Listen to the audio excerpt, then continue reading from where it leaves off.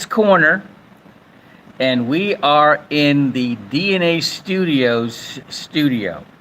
All right, so they just set me up here, and so we're gonna talk about some things that are going on in the sport of boxing. There's not a lot happening this weekend.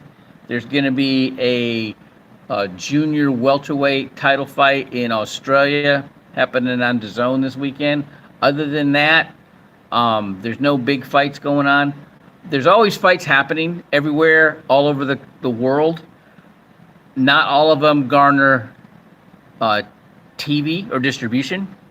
All right, and if they do, not all of them, like uh, certain sports bars, like will have the boxing on, like Bombshells, but like last weekend, they were packed for the Crawford Canelo fight, but they're not going to be having this fight on in Australia at Bombshells. They're going to have college football. That's what they're going to have on. All right. So we're going to talk about some other things. We're going to talk about some things that are evolving because of the Crawford win over Canelo Alvarez this last weekend. Okay. But the first thing I want to talk about is Ricky Hatton has passed away. He was 46 years old. Only 46 years old. They found his body. He was actually training to make a comeback. He need a lot of guys. It's hard to say no, to quit. It's hard to be done with it. They are not saying how he died. It doesn't say. I don't know. There's no ever been report. He was a drinker. He liked to drink. But I don't know. There's a lot of the news is talking about he was going through depression. He was, having, real down, because it's really hard to step away from that exciting life, right? Getting ready for that fight, you got something to focus on, and then you don't have that to focus on anymore, okay? And so it's Ricky Hatton was, one of my sparring partners, Vince Phillips. Vince Phillips and I started fighting with Roy Jones Sr. at the same time. And I went in the SEAL teams, and Vince Phillips went into the Army. So I'm in Bud's training.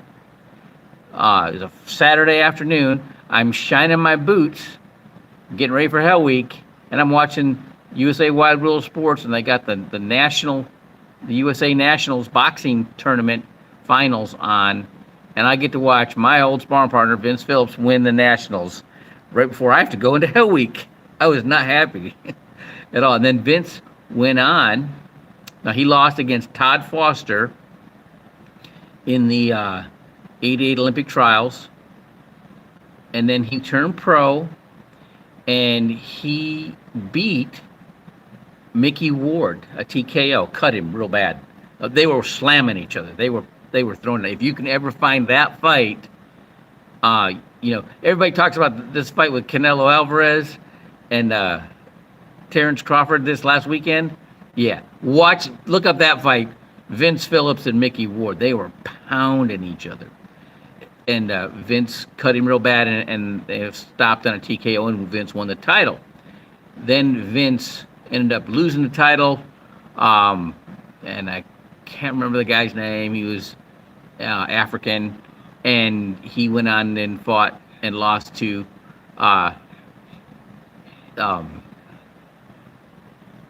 Oscar De La Hoya. Okay, and then Vince came back, and he knocked out Costa Zoo. All right, and then his next fight was against Ricky Hatton, and he went to Ireland and fought Ricky Hatton, and he lost a decision. Ricky Hatton would throw punches, man. He was relentless. All right, and he had to be strong because Vince could hit. Vince would, when he put his hands on you, he hurt you, right? Yeah, he had some hard body shots. Okay, and then Ricky Hatton went on from there and fought, won Vince's title. Then he went on and fought Floyd Mayweather Jr. and got knocked out. And then he went on and about a year later fought Manny Pacquiao and got knocked out. And he did a comeback again at like 146 pounds, and but he was trying to come back, and he's not with us any longer. Okay, the a lot of guys in the military, once you leave, and you get that there's a lot of depression. A lot of 22 veterans a day commit suicide for this very same reason. Okay, they're so used to that operational tempo, and they get out, and there's nothing else like that, and they just don't feel like they have a purpose anymore. And so usually I'll have somebody I'm talking to, though he couldn't make it on tonight, but he's a former Marine, and he wasn't able to get on tonight. Dick Liberty. Okay, so we usually are talking back and forth. So we were going to talk a lot about this tonight. Some of the other things that we were going to talk about,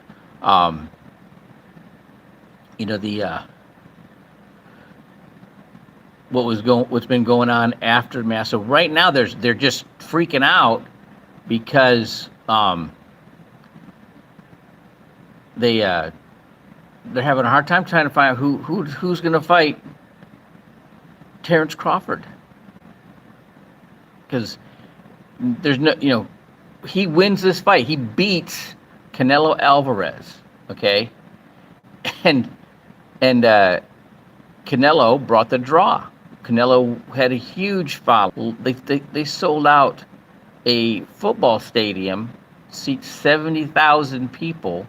They had set some records for viewership on Netflix for this fight, okay? And the guy that brought most of the eyeballs was Canelo Alvarez, all right? So now, and people are going, who's Terrence Crawford, right? And so now they're scrambling, trying to find somebody to fight Terrence Crawford. Now, Roy Jones Jr. went through this same challenge, all right? He couldn't get the big fights. The people that, they wanted him to go, oh, God, what was the guy's name? Jurov. There was a Vasily Jurov, who was a cruiserweight champion. Roy was light heavyweight champion. They wanted Roy to fight Vasily Jurov, go up to cruiserweight, and to pay him, what he was going to get paid anyways, right? And so instead he fought Clinton Woods, and they were trying to find a place to fight. I was trying to bring him to San Diego. San Diego Sports Arena wasn't cooperating, and somebody suggested to me the Rose Garden. Well, Roy already had a endorsement deal with Nike Jordan, which is based out of Portland, Oregon, and they sponsored the fight. They set the record for how much a sponsor paid for the advertising logo on a boxing ring apron at the time, and Roy sold out. They set the record for attendance for the Rose Garden, fighting Clinton Woods. And Clinton Woods was a southpaw, really tall. He was a good boxer, but he didn't have a lot of knockouts. He wasn't a dangerous puncher, and Roy stopped him. And but it was because Roy was able to do that. Okay, that's what got him a heavyweight title fight against John Ruiz. Okay, and the fight against Clinton Woods, probably the least guy Roy ever fought, is for a title, all right, and made all that money, set that record. Now he's fighting for heavyweight title, and he made more money. And not going to tell you how much he made, right? He doesn't want me to do that. But Don King had to do that, okay?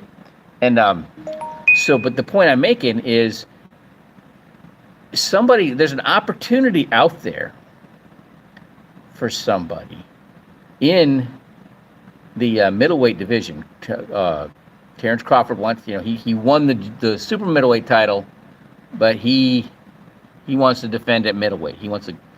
If there's anybody out there in the middleweight division, man, all they got to do is show out. They got to, if they have a good promoter and they can get them they can fill a house and get distribution, get on a network, on a channel, and seen. All right, now, they're looking for somebody to fight Terrence Crawford. Okay, he doesn't want to fight. They call him the boogeyman. Benavidez. He throws a lot of punches, and they're heavy punches. They're not, he's not a one-punch knockout artist, but he'll hit you with a lot of punches hard, right? And they add up, and he'll take you out. Right? You better be ready to fight if you're going to fight Benavidez. Okay, he's going to put the pressure on. He's going to keep coming at you. If you can't punch him between his punches and hit him hard enough to get him off of you, it's going to be a long night. Right? His last fight was a good fight. That guy he fought was game. It's just really hard to maintain that punch rate. Roy did that. Roy was really good at nonstop. He was like a continuous combination. That's how Roy did it. Right? I talk a lot about Roy because I spent a lot of time training with Roy, and we were really good friends. So that's, there's a lot of opportunity there for somebody if they can get themselves some attention. There's a few guys going on. There's this what is his name? The heavyweight that he just aced the former title contender twice. Moses, what's his name? He's heavy-handed. He does a good job knocking people out. He's real good at punching in between your punches. That's how he does it. What is his name? Moses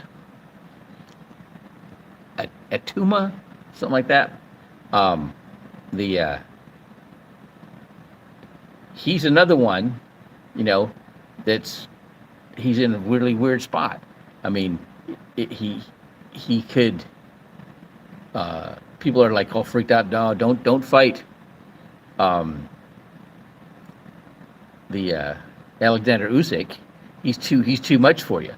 I'm like, if I was Itama, I'd go for that, right? He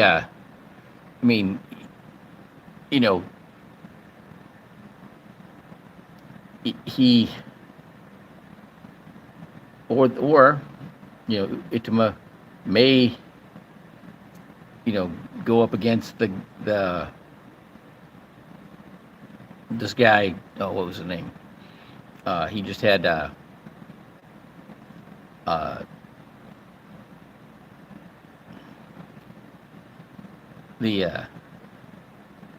Alexander Usyk just fought Daniel Dubois, right? That'd be a good fight for him. Dubois will fight him. He'll be right there for him, right? And he's either gonna, Dubois is like one of those guys that he either knocks you out or gets knocked out. I used to love watching Danny Angaia's race, right? He always had a black car. He was always either in the lead or crashing, right? And that's the kind of fighter that Daniel Dubois is, right? So if it'd be a good fight for Itama, for Moses Itama, right? But this whole thing about trying to find these, they don't have to do nothing. They just have to hold that title, right? The sanctioning bodies are going to say, okay, this is our mandatory. You want to keep our belt, you got to fight this guy. They'll do that. That's what Roy did for a long time. He got a lot of criticism because he didn't fight anybody, but he fought the ones that the sanctioning bodies put up for him to fight. Okay, they'll do the same thing with Terrence Crawford. They're going to find a WBO. Once somebody unifies a title, the WBO will yank it. They'll go find somebody else to the two other guys to fight for that belt, and then they'll fight the guy. That Alexander Usyk did the same thing. He ended up. They took his WBO belt, gave it to Dubois, and then goes to fight Dubois. Now he's got his title back, and that's what they do. It's just crazy how they do things, right? So,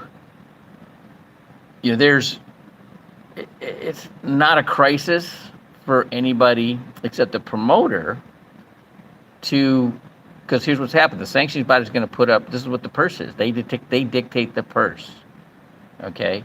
And he just made, 150 million fighting, or he made 50 million fighting Canelo Alvarez. He ain't going to fight for less than that.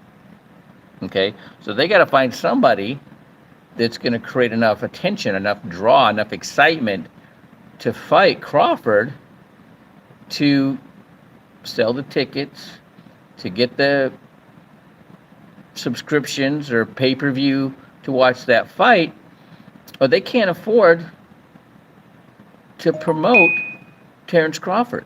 That's what's happening, okay? And you understand, okay? So that's...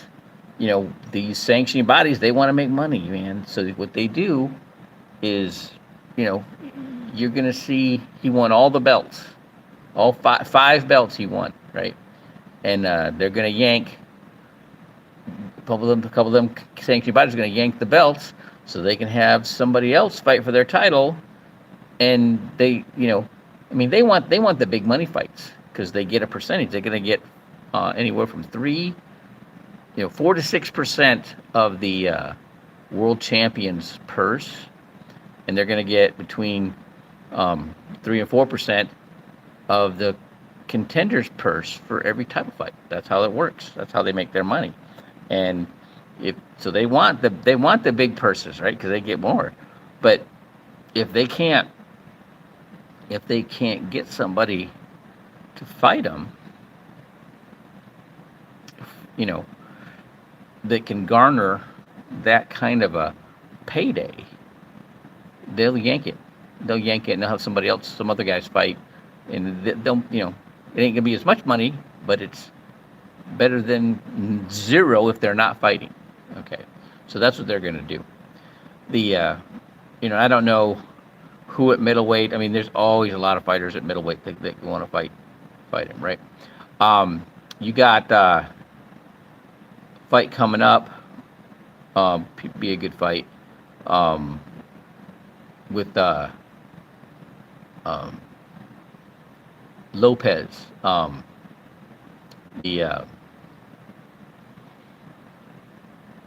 Teofimo Lopez is going to be fighting Stevenson. Shakur Stevenson. That could be a good fight. Stevenson wasn't real appealing for a while because he just, he ran away and he made it hard to touch him, right? And he'd win on points and the Sheik, that bankrolled this last fight with Crawford and Canelo Alvarez. He's like, we ain't doing no more of that, right? You want to make the big money, you're going to earn the big money, you're going to fight, okay?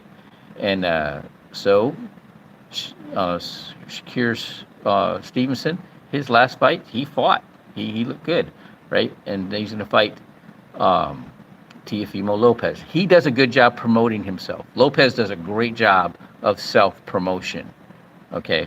He's been around. He figured out how to beat, what was his name? He was from Ukraine, Southpaw, he he was real slick. He great footwork. Um, oh goodness. Um, the people raved about him. Um, the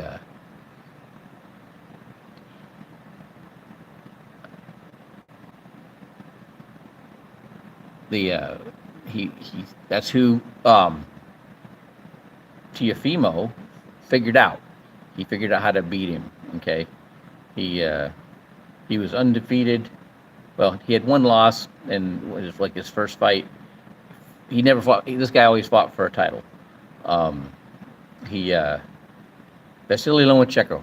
Okay, and then his next fight, he loses against George Cambosa Jr. and he had crazy stuff happening, like his esophagus detached during the fight.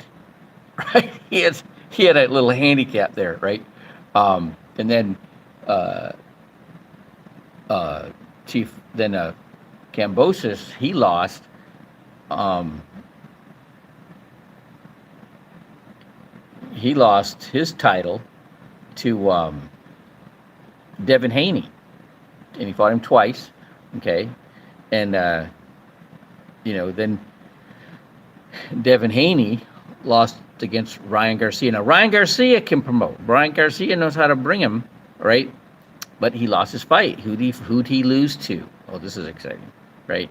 He lost to Rolly Romero.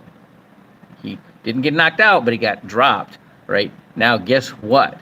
Rolly Romero is in line to fight Manny Pacquiao in like December. Okay. All right. And I just today had a conversation today with an advisor to Manny Pacquiao, right? And we are offering the World Triton Boxing Association belt to Manny Pacquiao. All right. And this is where the fan base boxing outcome comes in. There's so much I want to tell you. Not ready to do it yet, but there's something about to open up. It's going to be huge. All right. So this is what's going on. Like I said, there's not a lot of boxing activity going on this weekend. On you can watch the junior welterweight title fight on DAZN. The tomorrow it's going to be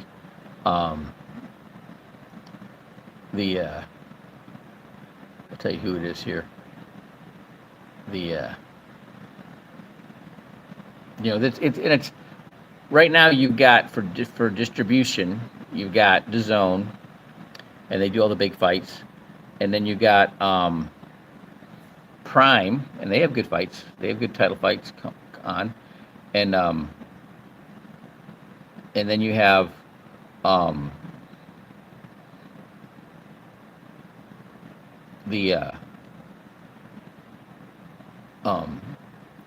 the fast channels. Oh yeah, and then you got Netflix. Netflix is just for the big fights. Okay. Oh, this is going to be a good one. You're going to see Keith Thurman is going after the junior middleweight title against Sebastian Fundora. This guy's like 6'5", right? And Keith Thurman is another good promoter. He talks himself up. He got beat by Manny Pacquiao last time Manny Pacquiao came, made a comeback and won his title. So tomorrow, who's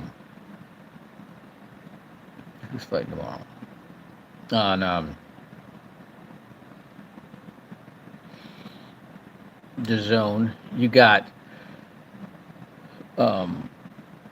Liam Wilson versus Liam Paro versus David Poppet, welterweight division. They're in Australia. They're going to be fighting. All right. Oh, no. They already fought. Hang on. What am I thinking? What am I doing?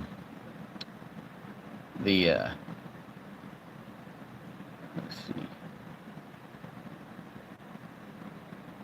All right, here we are. You have. Um, oh yeah, that's why. You got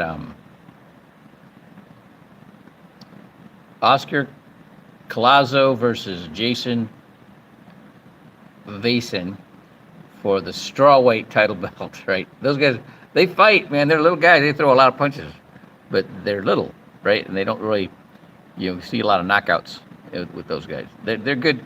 Usually, the little guys are way more skilled than the bigger guys, right? You want to learn something about boxing, watch that. All right. So, but there's not a lot of fights on not nothing's going to get into bombshells this weekend. So but there's a lot of interest in boxing right now, and so that's going to be more for me to talk about. But for today, we're going to, a little memorial for Ricky Hatton, and then what's going on with the dilemma that Terrence Crawford's in. But he really didn't have nobody's expecting him to fight. Like he just won. He just won this big fight, made a $50 million. All right, he's in no rush. Okay, he wants to fight at middleweight. It's up to the middleweights out there to do something to get enough attention that some promoter's going to want to pay him to fight Terrence Crawford and pay Terrence Crawford to fight them. So that's what's out there. That's what they have to do. If you're in the middleweight division, you got a hell of an opportunity, but you got to prove yourself. All right. Well, that's it for the show today. So I'm excited. And we'll be doing this every Friday, and talk about the upcoming fights, and then afterwards, talking about how they went, what's going on with them. All right, have a great weekend. All right,